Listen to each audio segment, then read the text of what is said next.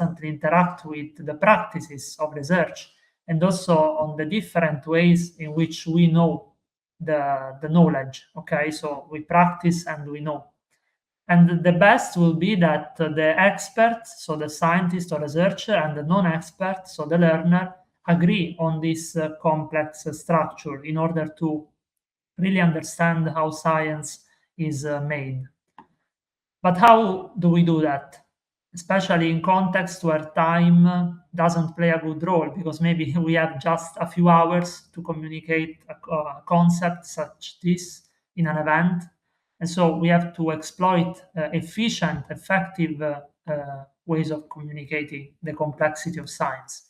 And so we decided to focus on this movie, which is The Edge of All We Know, which is a documentary written by the philosopher of science Peter Gallison, that narrates about the realization of the first image of the black hole in the M87 galaxies in 2019. It's a really complex product because it tells about a lot about black hole physics, but also about the infrastructure of Event Horizon Telescope that is behind this scientific endeavor. And it's also combined documentary and animation, so it's really complex and stimulating also from this point of view. And we are analyzing this movie through different frameworks used in science education, which are the first, social semiotics, which studies how the resources used in science, like equation, plots, but even gestures or instruments, are used to understand, to create meaning about, in this case, the black hole or scientific phenomena. And the other framework is nature of science, which studies how the methods and the values of the science disciplines are communicated, and also the impact of social, political, or economical factors in how research is made in a contemporary world. And by these frameworks, we notice that the movie really show many disciplinary communities. So the theorist, the data analyst, who does simulation, so different aspects of science that come together to study, in this case, black hole physics. And also, these resources like equation, plots, and so on are told in the interviews present in the documentary, but also shown in the scenes, like through blackboards or telescopes or lab experiments. So they are visually transmitted to the spectators. From the natural science perspective, instead, we see that the collaboration is very well presented in all the political or institutional aspects, and also how knowledge is shared within the community or even to the public, especially after the discovery of the black hole, the realization of the black hole image. And also scientists talk in the movie about their values and how they can say if the research is robust or not. So all the values behind the astrophysical research that are good to know. So we try to communicate this movie to two different targets from now. The first one is a group of around 50 people in a general public movie night here in Bologna, in Italy. And the second group is a more restricted one, often always general public, which participate to my dissemination project, Cosmic Roots, which I'll talk about this morning. It's not next talk because there has been a shift, but I talked about it this morning. Anyway, we are also currently working with a group of high school students engaged in an astrophysics laboratory, but it's something work in progress. So after a brief discussion and watching the movie together, we asked some questions to engage the audience. For example, 3 words that characterize the scientific research. And these are the most answered one. And you see that collaboration is in first place because it really talks about the Event Horizon Telescope collaboration. There is also obsession, which may seem negative, but is cited by many scientists within the movie. because it's a 24/7 problem to think about black holes, and also the methods of course, research. And then you see community. This is from the second group.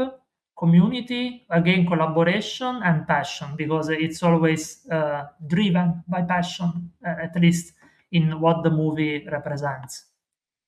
We also asked the three words describing scientists, and we see curious, enthusiastic, and creative, three things that the scientists in the movie try to convey. And from the second group, also creativity appears. This is something that people recognized, not just linked to art, for example, but even in scientific processes. And also humble and intuitive, something that emerged from the discourse of scientists within the scenes. We also asked how much the vision of the movie impacted on three complementary aspects. So the emotions felt, the understanding of black hole physics, and also how research practices are shown in the movie. And you see that from the first group, there is a peak in emotions because the movie is really emotional. The animation parts and also the interviews really convey a lot of emotion connected to scientific research, and also some research practice, as you can see, but not as much as emotion. And the same appears in the second group, with a peak also in black hole physics, because in the first group there were also astronomy students, so maybe some people already knew about black hole physics. In this second group, which was more general public, eventually the movie conveyed a lot also about black hole paradoxes, physics, and what is indeed the image of a black hole. And we also collected some feedback, both written and also verbally, with interviewing the public. And in both groups, the topics emerged were actually the same. So the information paradox and the mysteries of the black hole physics, how the different expertises of specialists combine together, the importance of group work in the AHT collaboration, and the passion and motivation, so the emotional driver of the work of scientists. So we think that this movie, at least from our exploratory analysis, convey these complementary aspects of research from the discipline, since the black hole physics is the key, but also the research practice and especially the emotions, something that is not taught or communicated so often in cultural products that we see about astronomy. And so this could be a valid product to show the complexity of science to the public, especially if you have to organize an event. So I encourage you to watch the movie and try to highlight these aspects, which we think are very important to convey to the public that we can deal about. So thank you for your attention. I leave you my contact here, and I'm open for any question or debate. Okay, all right. Anyway, Joana, I'm really sorry. It's your time, so you can just go ahead without any... Okay, hi everyone. Thank you for being here and online. I will finally start. It's not full, but yeah, it's okay. It's just a little bit. So my name is Joana Marques. I'm part of the Portuguese language office of Astronomy for Development in Portugal, the coordination in Portugal, and I will speak for the office. We exist for 11 years, and last year, for our 10th anniversary, can you change the slide, please?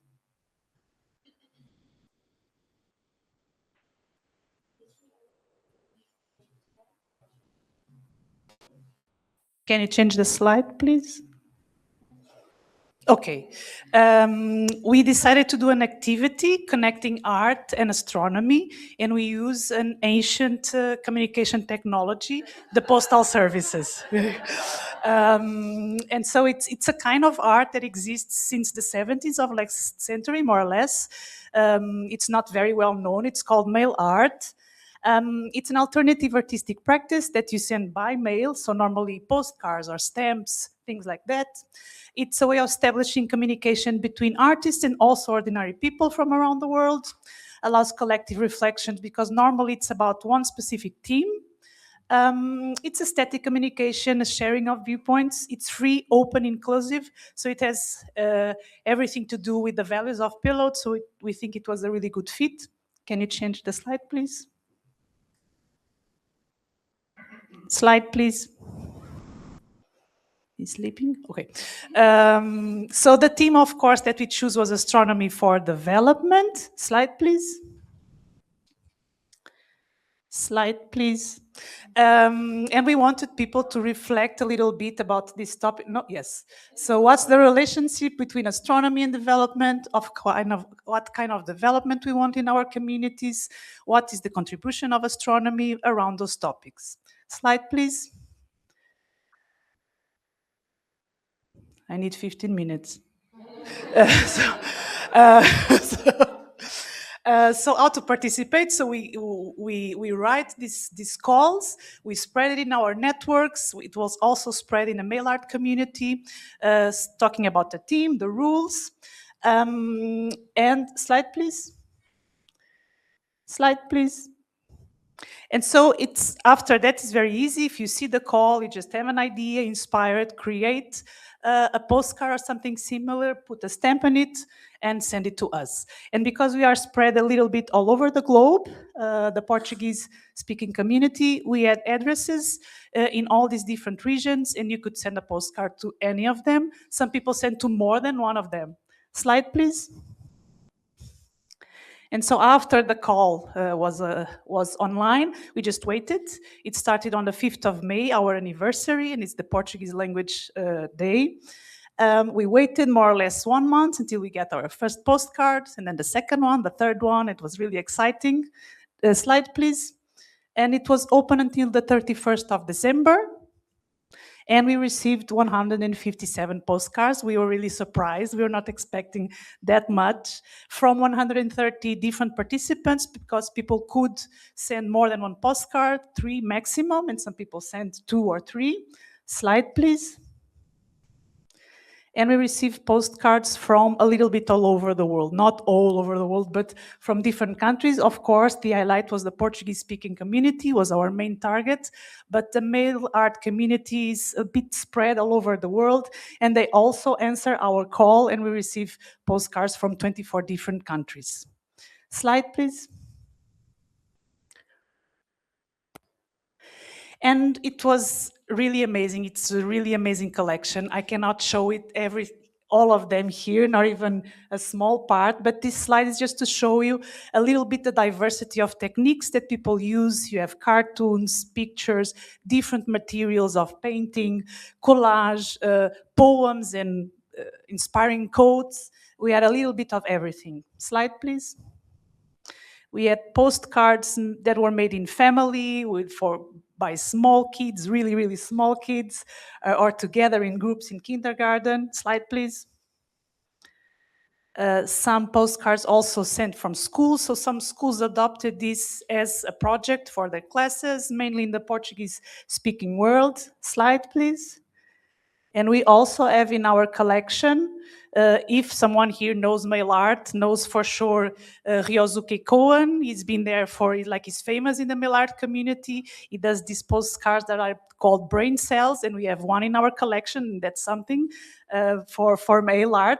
And we also got a postcard from a collective of artists, and some of them are well-known contemporary artists. So it's a very valuable collection. Of course, all are important, but these ones are really special.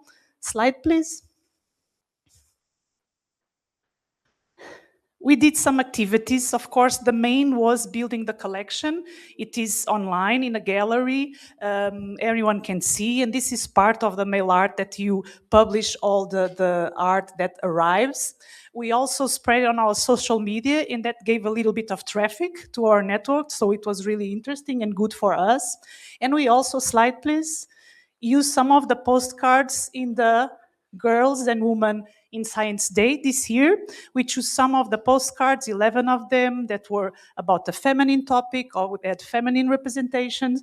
And we asked 11 educators and scientists from the Portuguese world, Portuguese-speaking communities to comment on them, and it was really amazing. Each one of them did a short video, and the interpretations of the postcards are really interesting. The videos are all on YouTube in Portuguese, but yeah, you can put some subtitles. Slide, please.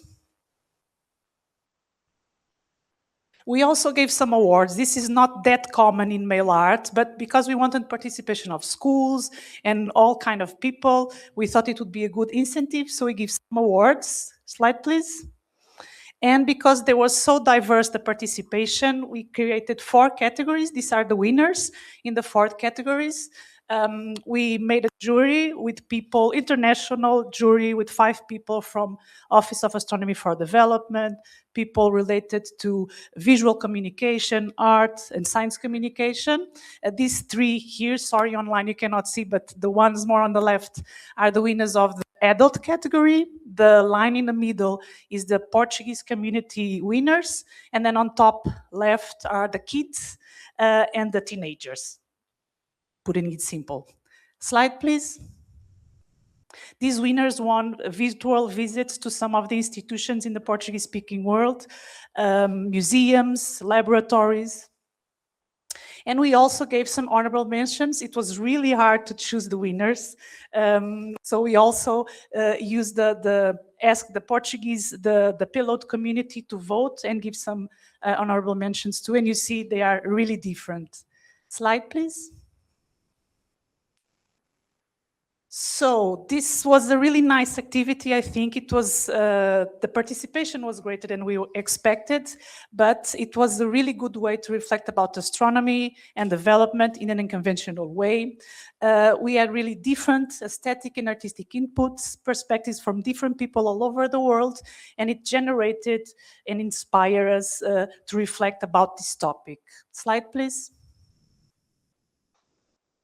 We don't want to stop here. Now we have a really nice collection that it's with PLOAD forever. It will be online, but we want to do not virtual, like in-person, real exhibitions with the postcards, because most of them are real postcards. Do a catalog and teacher materials, because we noticed that this is a really good way to start a conversation. Some of these postcards are really inspiring to talk about this topic. So we hope to create some teaching materials with them. Next one, that is the last one. Next, please. Yeah, so you can check the gallery online. And if you are interested, if you like the postcards, if some of them interest you and inspire you, make you think about or reflect about astronomy for development, you can send me your comments on email, and we are happy to gather them together and maybe use them in the materials. Thank you.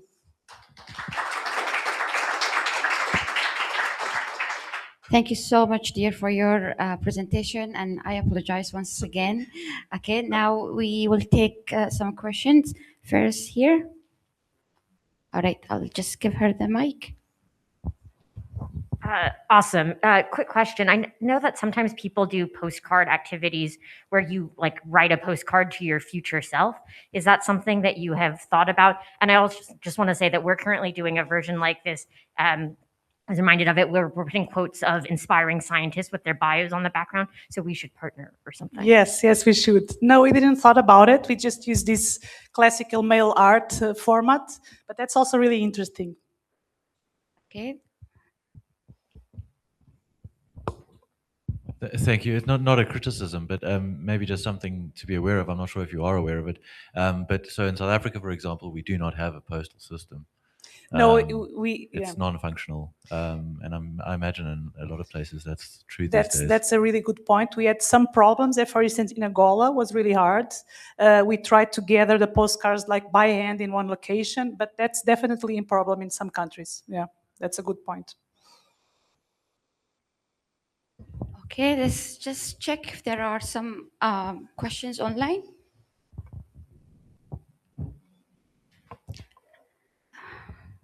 We also allowed digital postcards, and that may help. It was just a small percentage that did it, because the idea is not that, but that can include those people Maybe, right, if they have internet connection also, of course. Okay, Cynthia, are there any questions online? There's not a question, but Leonardo mentions that the QR for the postcard did not work, apparently. And that's all. Okay. Then we can proceed with the next talk. Thank you so much once again. Okay. Are you ready? Okay. Our next talk by Suhel. He's here in person. Hello. I hope you're feeling good and not sleepy after lunch. This is not the first slide, but Okay, we will go to the next slide. Just they went to the last one. But we need the first slide, please. you're gonna see all the slides before I even talk.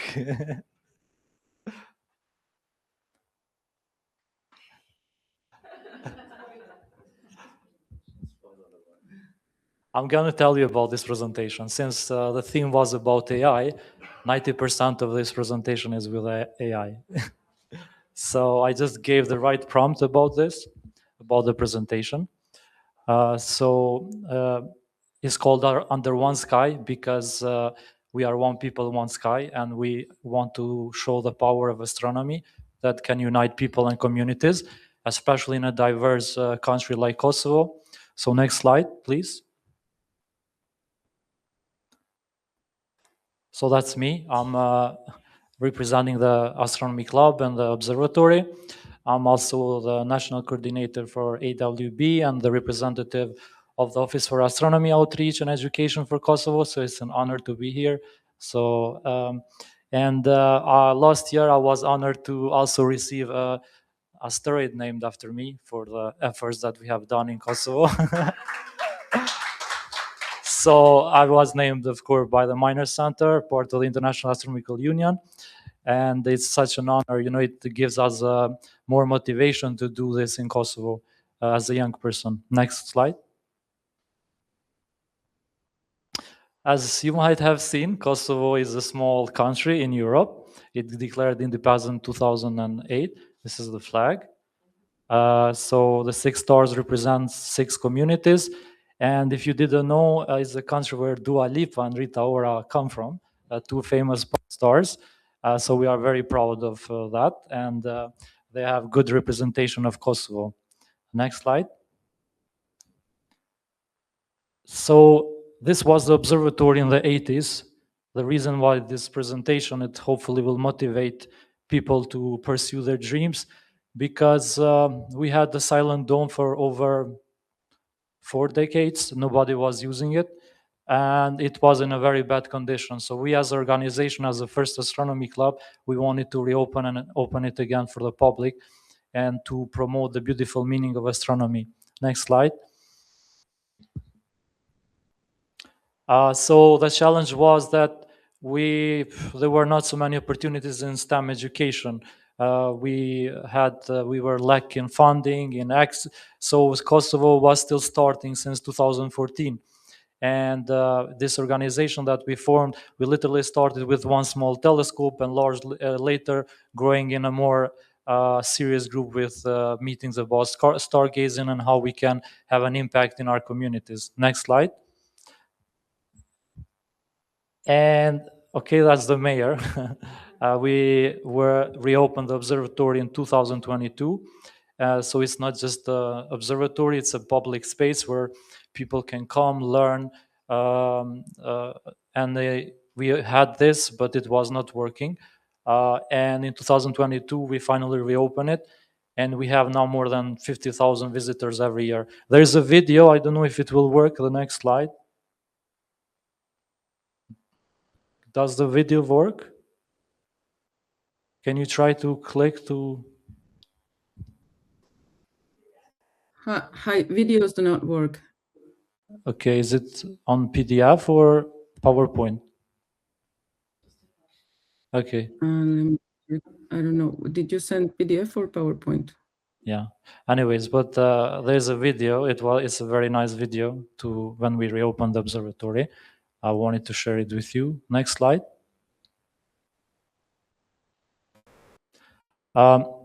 This is how it looked in the 70s, 80s, and this is how it looks now.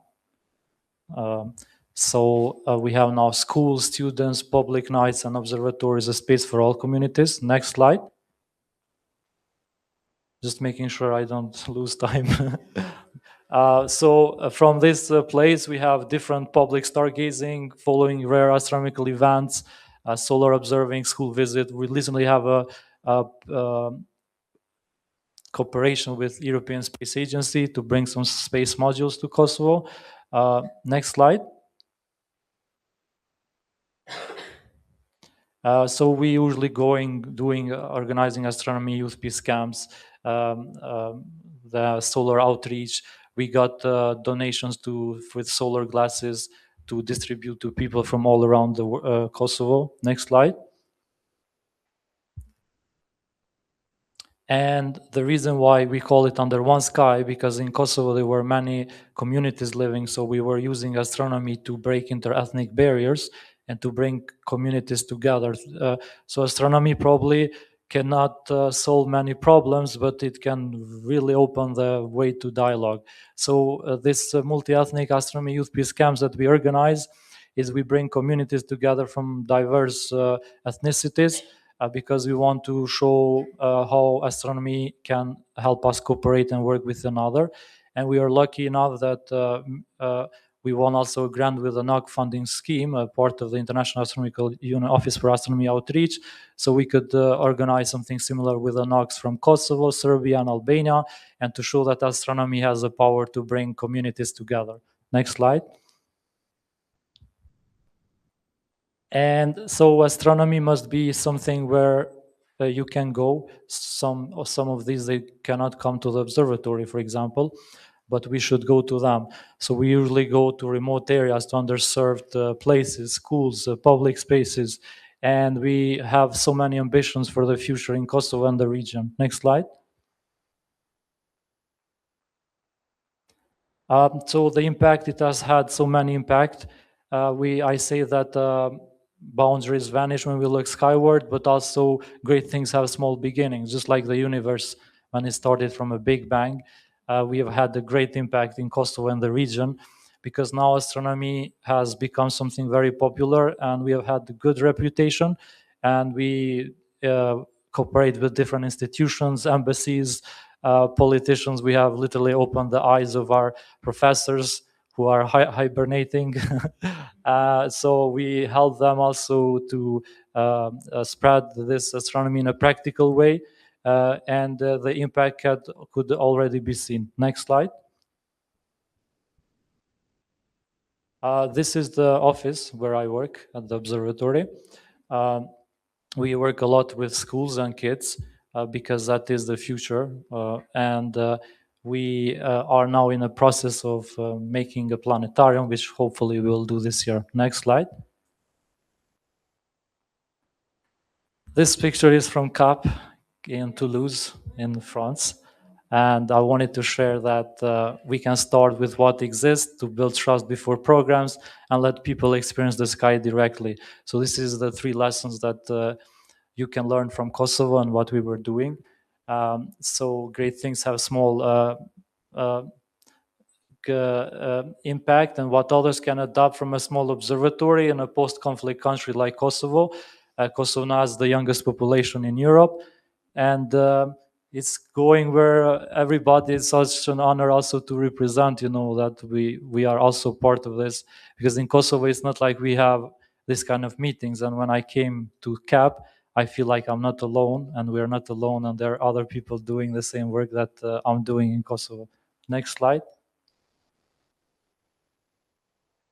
Our future vision is, of course, the planetarium, mobile observatory, because we also want to go to remote areas where people cannot come to the observatory. So we want to make a mobile observatory and planetarium where we could go to them and make astronomy accessible also to the other people and communities that cannot come to our observatory in Pristina. Next slide. Okay, I think it's time for questions.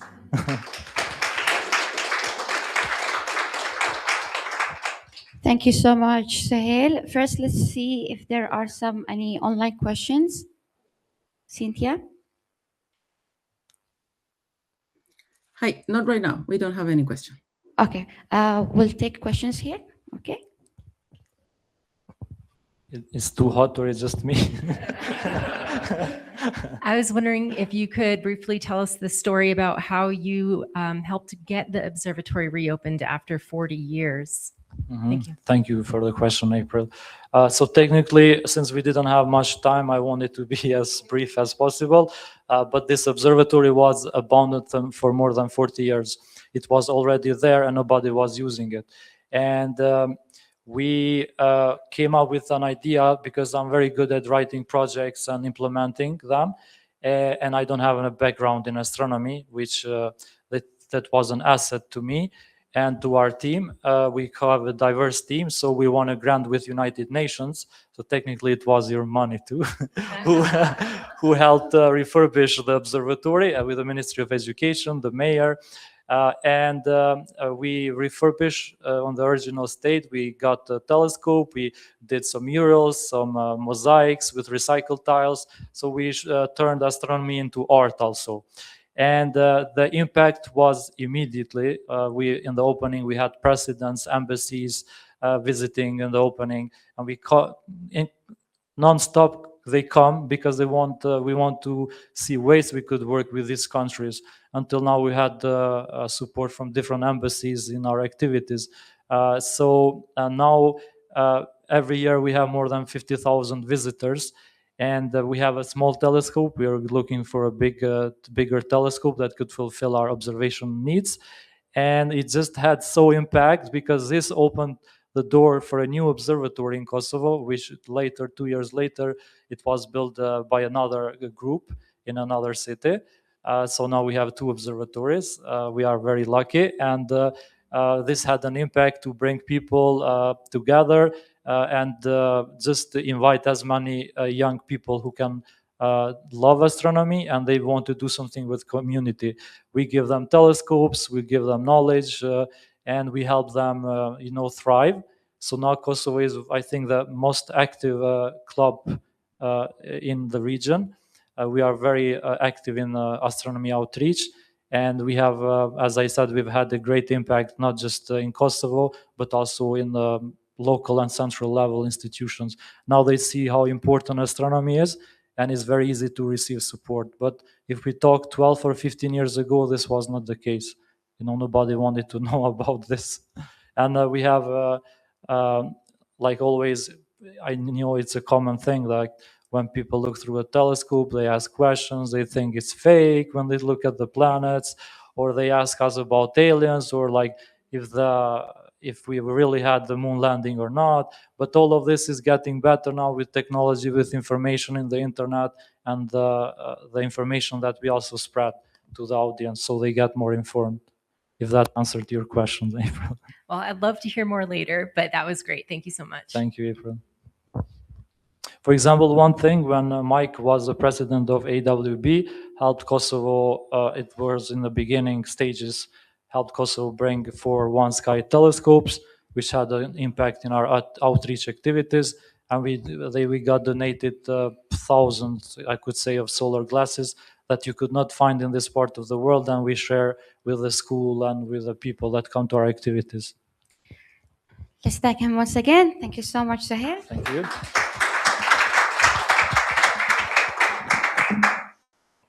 For the next presenter, we have an online presenter, Amjed. Are you here with us? Yes, I'm here. Hold on, let me open the camera.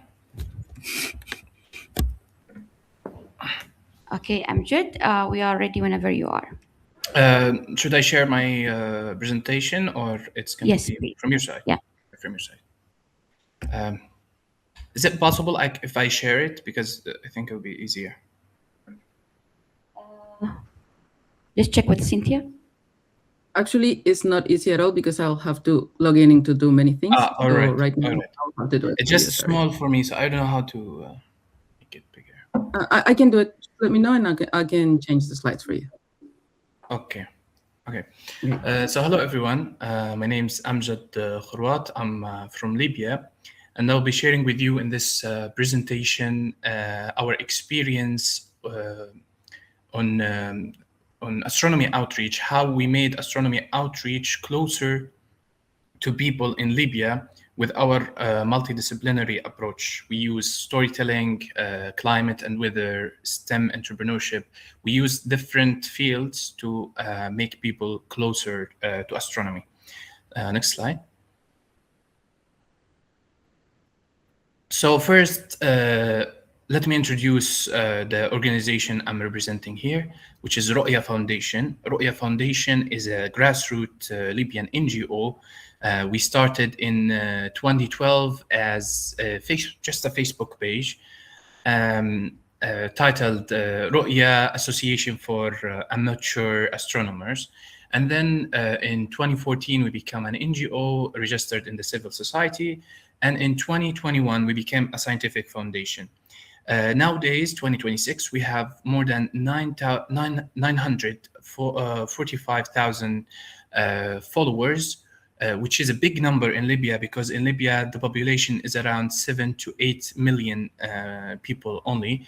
And it's actually one of the most engaged and platforms on social media, and it's the biggest channel for astronomy and science communication in Libya. And also we have volunteers on ground and online.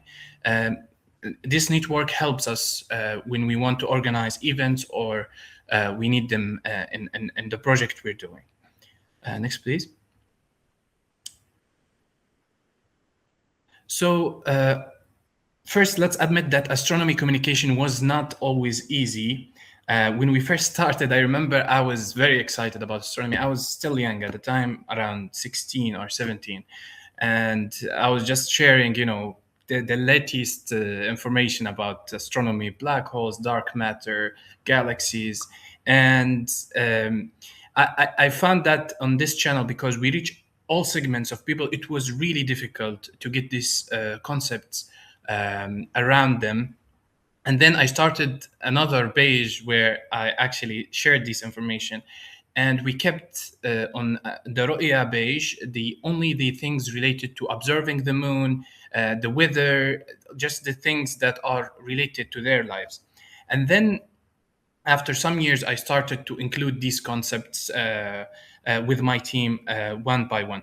So the problem when now I'm taking the third eye view, let's say, to what is the problem, why people didn't accept these concepts about space, we see some barriers that made this. First, science looked at as a Western product. They didn't look at science as a global or something that all of us as a humanity producing and historically produced from all nations and people. So this is one of the problems that was there, and we needed to change that with our approach. I'll show on the next slide. The second thing, the conspiracy theories. We have it in Libya, we have it in the region and in the whole world. Flat Earth, NASA is lying on us, the moon landing is fake, etc. So these are some concepts also we needed to understand how we tackle. If we just say, no, it's wrong, it's not the right way to get people to listen to you. And then we have the cultural sensitivities. When you talk about the beginning of the universe is 13 billion years. You have, the cultural and religious sensitivity needs to be dealt with thoughtful and respectful way. And then we needed to be very responsible as a trusted sources. We never did the things just to get likes. We always kept it trusted because it's a need in the society. And on the side, there is the picture of Artemis. You can see here the last picture of Artemis for planet Earth at night. And what we did here is we showed Libya on this actually a picture, because you can see the lights of Tripoli and Benghazi in if you focus. So this is how we related to them. If we just put it there, they'll be like, no, this is Photoshop or something. Next slide, please. I think, I don't know if I have enough time, so I'll try to be fast. So how can astronomy feel relevant? As I said, we need to link it to people's lives. Here, the picture showing is one of our team members observing the beginning of the Shawwal month, which is the month right after Ramadan. When you see the crescent of the moon, this means like the next day is the first day of Eid. So people wait for us. Like, I cannot tell you how much engagement we get for these posts. It reaches millions sometimes, a million reach. So we observe the moon. We say like how we observe the moon, what are the science of observing the moon related to the Hijri calendar, the Islamic calendar. And then we start talking about the moon. That's how like we do it. This is the approach we do with our audience. And the other ways is we use astronomy and heritage. We use weather and climate risks, STEM education, and community service. So if you go next slide, maybe we're gonna see the other types of approaches. Yeah. So weather. Maybe you're wondering now what I mean when I say we use weather to bridge it to the sky. So we do it on two steps. First, we highlight the public engagement response to immediate daily needs. So tomorrow is a rain. Tomorrow there's a rain. Tomorrow it will be sunny. Tomorrow you can swim. You cannot swim. And then we link these things to moon phases, eclipses, meteor shower, and sky observation. So we cannot check the moon tomorrow because it will be cloudy. We cannot. There will be a meteor shower at night because the sky is clear. So we do like it's not always explicit. Sometimes it's implicit, and people start dissolve this barrier in their minds and start accepting this approach. Okay, next. The third thing is the heritage, because as I said, science looks as a Western product. So what we did, for example, we did a space camp. I shared this experience in my first presentation in 2014 CAP conference. It was also online. I shared it about this camp specifically, which was in Syrian in eastern Libya, and it's a city of culture from the Greek times, where actually the first man who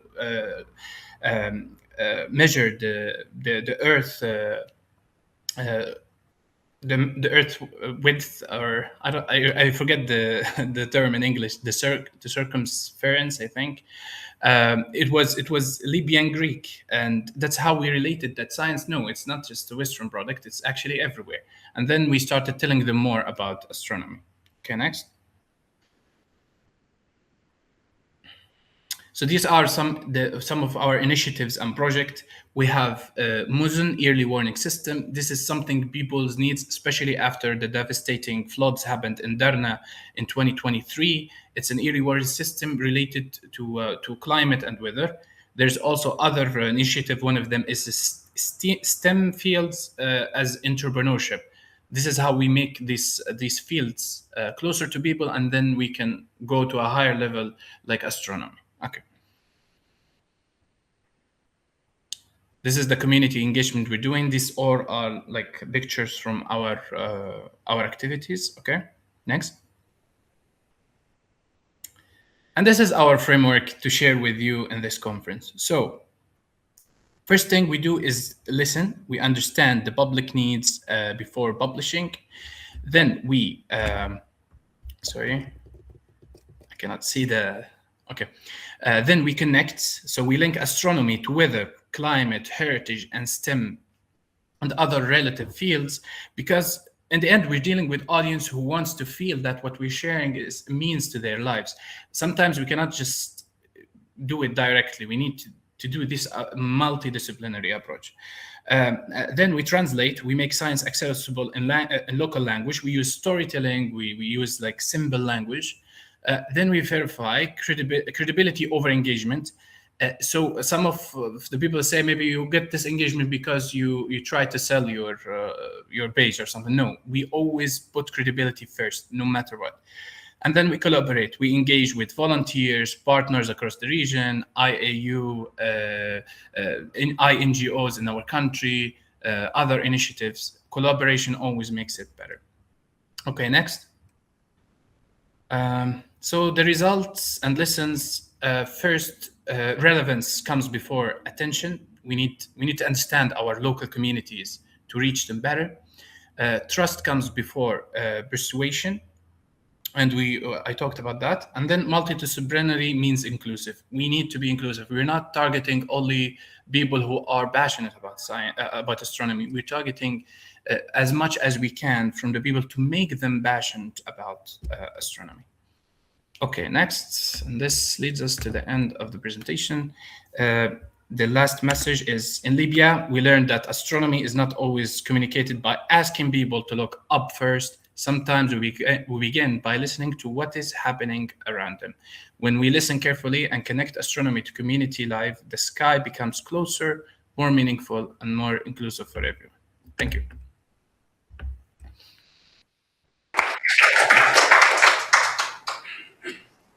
Thank you, Amjed. Hello. Thank you, Amjed, for your wonderful presentation. We have time to take one or two questions. Any questions here? Sure. Hi.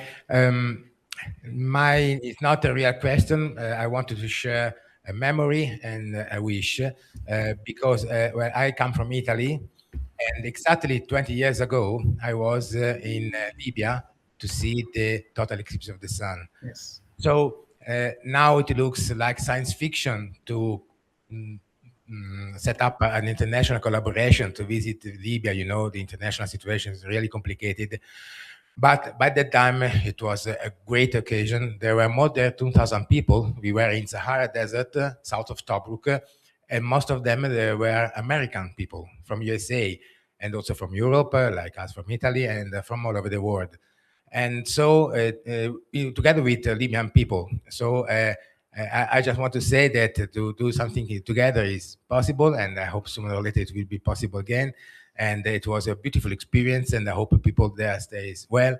And I wish you good luck, and I hope it will be possible to visit Libya again in a safe situation in future, because I could visit beautiful places. Thank you. Keep on. Thank you very much. Actually, I still remember that how old I was. I think I was 8 years old or 9 years old, about the eclipse you mentioned. It was in Waw al-Namus, the area exactly.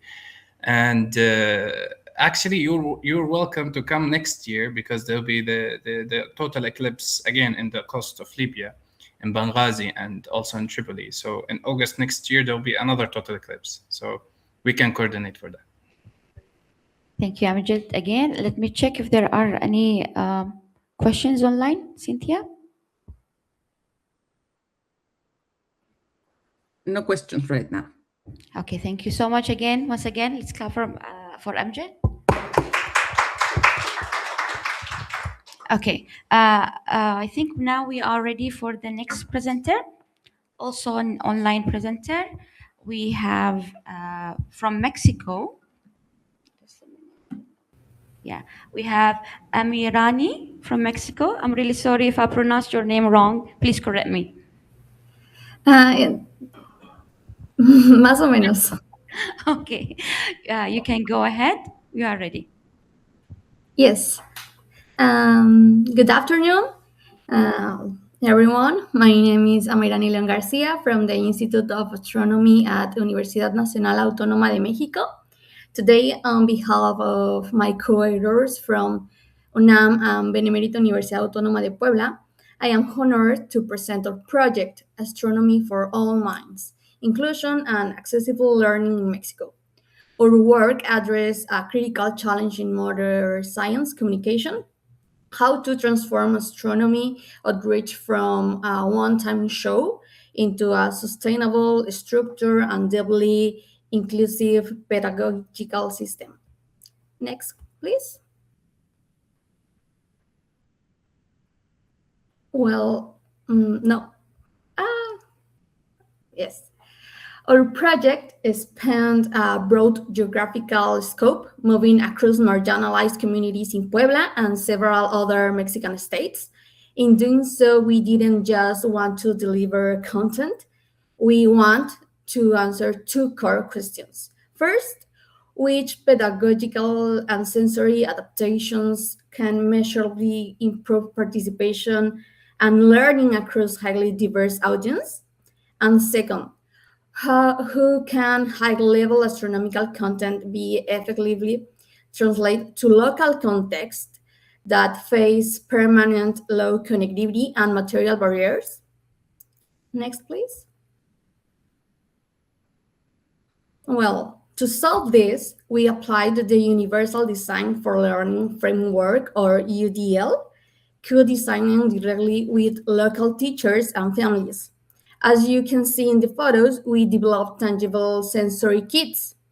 Instead of just showing flat images, we create tactile models of lunar craters, planetary systems, and constellation using low-cost and recycled supplies. Additionally, we author autonomous guides with pictogram-based lesson plans. This crucial step eliminates technical language barriers, allowing neurodivergent children and thus with high abilities to seamlessly learn at their own pace. Next, please. Technology shouldn't exclude communities without internet. We localized NASA scientific simulation into Spanish and package them to run entire offline. Furthermore, we use Stellarium not as a passive display, but as an interactive tool to co-create neighborhoods. We mapped the night sky based on the specific season and exact geographical coordinates of the communities, making the science immediately relevant and actionable to their daily environments. Next, please. Well, we committed heavily to using quick performance mini rubrics and role tracking. The data speaks for itself. 90% of participants demonstrate increased self-efficacy in observing and explaining basic celestial phenomena. We record an 85% increase in girls taking active leadership roles at observation stations. And culturally, 78% of families adopt dark sky habits, like turning off exterior lights during star parties. And finally, 72% of local educators successfully replicate the activities independently, providing the model's viability. Next, please. Well, this impact was achieved by deploying our traveling program through three distinct strands. First, we host massive science fairs in underserved regions, blending hands-on stations with telescope observation nights. And second, we conduct specialized flexible pace courses tailored specifically for neurodivergent groups. And third, we integrate this comparative experience into urban schools and national platforms like the Encuentro Nacional de Divulgación Científica, allowing us to test and adapt our scaffolding across very different socioeconomic baselines. Next, please. Sustainability is the core of our strategy. Instead of relying on a rigid, expensive commercial product, our replicability model is built on open pedagogical framework. By training the educational leaders of CONAFE, it's a Consejo Nacional de Fomento Educativo, we ensure that the school astronomy clubs continue to thrive long after we leave. Our materials are currently for institutional use, but the true takeaway we share today is the strategy. Anyone in this event can use UDL to build instructional sequence tailored to their own countries and underserved communities using nothing more than local and low cost supplies. Next, please. To conclude, we want to thank the teachers and volunteering networks and divulgation groups and like Descubriendo Pequeños Científicos en Puebla, Ciencia para Todos en Puebla, and my group in Ensenada, Mexico, and especially the families who open their communities to look at the sky with us. Astronomy should never be a privilege, it is a shared human heritage. Thank you very much for your time, and I am now open to any question you may have. Thank you. Thank you so much, Hello? Yes. Thank you so much, Amairani. Amairani. I apologize, Amirani, once again. Okay, we will see if we have any questions here. No? Okay, let's check if there are any questions online.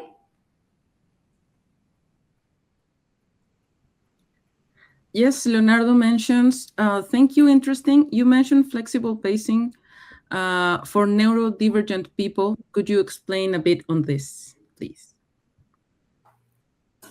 Can you repeat, please? Yes. You mentioned flexible pacing for neurodivergent people. Could you explain a little bit on this?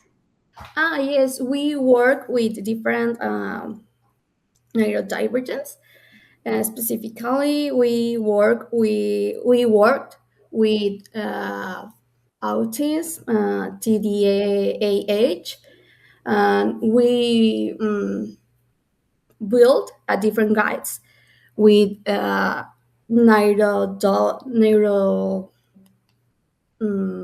therapy and with different sensorial kits, because the attention in this kind of children is very different, because maybe they tired immediately in the class, and for this reason we build different kind of activities with sensorial activities with different masses, for example, for the planetary, for the solar system, and with what is floor for for lunar craters, and finally we want to these kids share the concepts that they learn in the class, and it's very difficult because it's more work, because I only present the results, but I have a more big team of work, because we have teachers, their parents, their therapists, psychologists, neurologists. Yes, it's a hard work for us. Thank you, dear. Thank you, dear Amirani. Hello. Thank you, dear Amirani, once again. I would like also to take this opportunity to thank you for your magnificent work, because I do work with kids as well, and you have plenty of ideas that really touched my heart, and maybe we can cooperate. We can do something together. Yeah, I'll take this opportunity to send you a text. Thank you once again. Thank you. I'll take the next presenter online. Let's check if he's with us. Manuel? Can you see me? Yes, we can see you and we can hear you very clearly. Okay, it's good to know. So yes, I'm ready for this presentation, which is based on some kind of report, and at the end we will learn something that maybe you could replicate in your respective countries. This presentation is about how planting the seeds of science with the stars works, and also the experience of here we in Dominican Republic, and how a not fully coordinated process of outreach events and talk have an interesting outcome that I would really love to share with you, and also you verified in your country those metrics in the near future. So my name is Manuel Grullon. I first want to thank the opportunity to all the International Astronomy Union Office for Astronomy Outreach for making this possible. Everyone involved in this immense effort of outreach, sharing experiences and reports. I really I'm really thankful to be part of this and to be able to share with you our experiences here in Dominican Republic. So far, we have been working with dark sky conscientization and light pollutions and outreach coordination for the International Astronomy Union Science 2020. And let's see how it's been so far. Next slide, please. Mission and context. No, so sorry, the previous one. Yeah, mission and context. Integrating astronomy into national scientific identity. Well, in Dominican Republic, we have not yet astronomy degrees on universities, and some universities have already started working in integrating astronomy grades. Not grades, credits in some of their careers. And this is because a need we have as a nation to science literacy and in schools, and teaching teachers to teach mathematics and other subjects of the STEAM science through astronomy. There has been a lot of interesting experiences that will be showing here in this presentation. Sorry, next slide. I was doing by myself. Target audience. The target audience for most of the activities that we in the Office for Astronomy Outreach Coordination team do are schools in vulnerable areas, private schools in cities or towns, and collaboration with universities, campuses all over the country. And also communication, and try to make a network of collaboration between universities, schools, and outreach institutions. This is something that we work intently, but sometimes the agenda or priorities of the different institutions involved are not exactly aligned in time and action as we would like to, but they do the best they can, and the outcomes most of the times are really good. The problem is, as I have said, it's an even lack of coordination between outreach groups and institutions that collaborate with us directly or indirectly. And this is something we pretend to get better in the future. Please, next slide. I want to take this opportunity to thank Bricio Kanye, which is the NAEC for my country in Dominican Republic. She is an astrophysicist, and she also is a teacher of San Diego University. He has managed to do at least 5 NASA workshops since 2020, and they have reached a really significant number of teachers that they are also multiplicators of the NASA content in their schools. As some of you may know, NASA is an effort of the International Astronomy Union to take astronomy education to the teachers, so the teachers will work every day with the kids with the astronomy concepts and astronomy work on mathematics and STEM science, and showing how solar systems and astronomy at different levels work.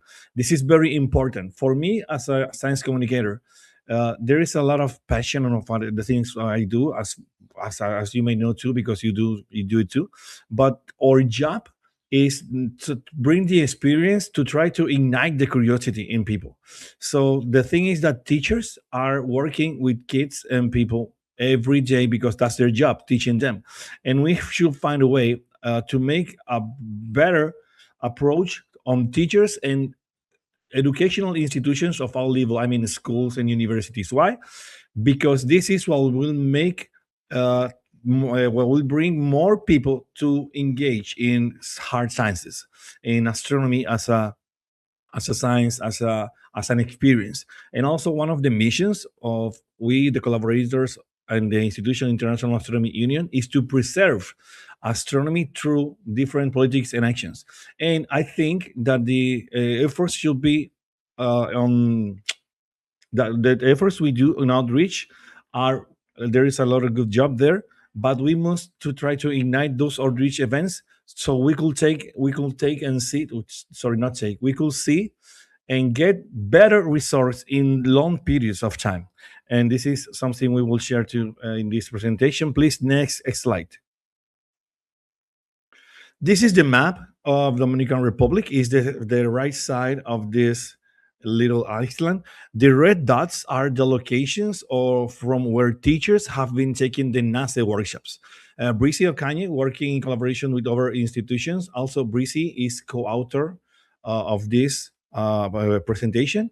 I was originally doing by myself, but I get close to her and ask for some information and sharing experience through including this, and she accepts, and I'm thankful for that. She is also the co-author. So in this map, we can see all the regions that have been teachers doing the work in the NACE workshops. The bigger the circle, the bigger the number of teachers that have been taking those workshops.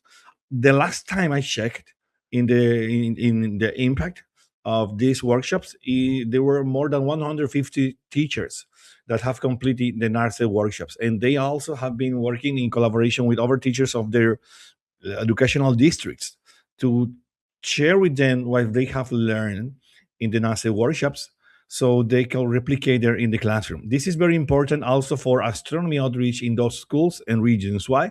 Because it makes us, the science communicators, to rise up the bar of the standards of their presentations and our content. Why? Because there will be things that they already know, and there will be better questions that they will do because they have already seen and managed some contents in the classroom. That's why I said that we should work more in this direction, that trying to take teachers with better content on the classrooms. So next slide, please. Okay, in those workshops, there has been something very cool that we also have been using in astronomy outreach, which is the elements that they use in the workshops are very cheap, are very accessible. There are lots of material that literally could be taken out of the garbage anywhere in the world. And this is because those workshops are meant to be functional and viable everywhere in the world. And this is something that we also should take to outreach. When we do outreach, should use elements and analogies that they have maybe in their daily life or concepts that they manage from another area, like movies, like art or sports, etc. So the science and astronomy outreach lead them to a better understanding of what we want them to understand and ignite the imagination to create new curiosities about other concepts that will lead them to them because they have already know what we have trying to show them. It is very important to know that most of the people are afraid to learn something like this new that could make them confront hard questions for their belief systems, for the political system, for everything. So we also are doing a job in these workshops to teach people that this have not to be a confrontation between what they believe or what the world is. You can make a separation. It's like seeing the world through a coin, which have two faces. One face is the face of science, of knowledge, and the overall face is the face of your beliefs and your convictions, etc. And depending on what you want to do in a specific moment, you should take the world with a different face of the coin. Sorry, please, next slide. Okay. National project scope, geographical proofing. We have in this country for the last maybe 8 to 10 years, we have been doing an average of 7 monthly outreach events in specific places like museums and public places like parks and things that take astronomy and science to the people in outside their homes and the jobs. So meanwhile they are walking, or meanwhile they are relaxing themselves, they could find an experience of getting closer to the universe. And this also has reached has become a better way to reach another communities, because some people knew or see us in those events, and they ask, well, I would like to take this to my neighborhood. I would like to take it to the school when I was educated, or seems like for example, I would like to take this experience to my church. It has happened in the past at least 3 times, and this is an opportunity for us to save time on trying to find where to go. Where should I do my next outreach event? So next slide, please. These are the institutions that collaborate with us. The Physics School of University, Club Astronómico de Santiago, Sociedad Astronómica Dominicana, and National Museum of History. Please, next slide. The campaign that have been a bigger impact in our country has been Namex Award and 100 Hours of Astronomy. It has led to an impact, next slide, of creating of astronomy group in schools. For example, next slide. This group of people have funded an astronomy club that have already been on NASA in competition, and they has win at least so far 2 galardonates. Next slide. They are called Astro Bosco. They are led by a group of girls and boys that are passionate about astronomy and research and STEM science. Next slide. We can see here some images when they are working. This is the grant they get the first time when they went to NASA, like 2 years ago. Next slide. This is some of the work they are doing with rovers and robots. Next slide. This is a picture of them in the National Cathedral when they were received by the president when they returned from NASA. Next slide. The University of Santo Domingo has already taken an action on this. Next slide. We can see here that they are working, the executive group, on creating astronomy credits on special careers, including the physics licensure and also with astronomy content for teaching. Next slide. These are the subjects that they have already working. They have already put in other careers: general astronomy, astronomy laboratory, observational astronomy, and astrophysics. Next slide. And here comes next slide. And here comes the interesting thing of this one I want to show you: the data analysis of quantitative enrollment trends. Next slide.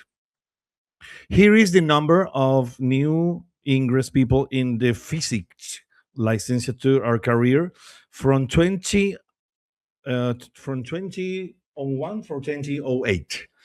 The highest point was 10 people new in the career. Next slide. In this graphic, we could see it from 2013 to 2016, I think. And this is something very interesting that happens here. And it's the Astronomy Namex Award event. It pick up the people reach because we will do a lot of events in the university. A lot of people get in the career like way higher than previously. For next slides. Thank you. This is the graphic of actual from until 2025. The tendency is going high because there's been a lot of cooperation in outreach events in the university and physics school, and also in the near areas of the university, also in media and TV, with radio shows like Agenda Climatic presentations in schools. Next slide. This is the long graphic with the tendency of new registration in physics school. And it is because outreach event in collaboration with these institutions. Next slide. The best science to introduction to science is astronomy, and we will take advanced and we will take this in consideration for any things we do on outreach events. Now, this is the question sections, but also I would like to do some observations, specifically one for the Office of Astronomy Outreach. One of the things that takes most time in those collaborations is the formulation of presentations. Now with AI, we could create a series of presentations for institutions that are in different countries. And those countries also work with universities and the local institutions outreach. Sorry. Well, thank you for your time. And if you have any questions about this, I'm here to share the answer if I have it.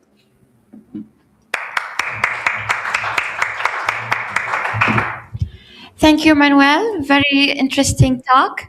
I also can agree with you. The best science to introduce, the best scene to introduce to science is astronomy. Through it, kids, adults, elderlies can be more interested about it. And now we will check if there are any questions here. Yeah, Cynthia, are there any questions online? It could be good if some of No you questions try. online. It could be good if some of you knocks in other countries try to investigate if there's a correlation of the rise of people in taking hard science and your outreach events in collaboration with universities and other institutions. So far here, we think that there is a correlation and causation, and we are trying to find more data to support it. This could be good because this is a deliverable that we as Astronomy Outreach Office could show to people in other countries. Thank you. Definitely. I can totally agree with you. I'd like also to take this opportunity to thank all our presentations, all the presenters, sorry, for this session. Manuel was the last presenter for this session. So thank you all for your lovely talks, and thank you for our Insight audience and our online as well. Thank you again. See ya.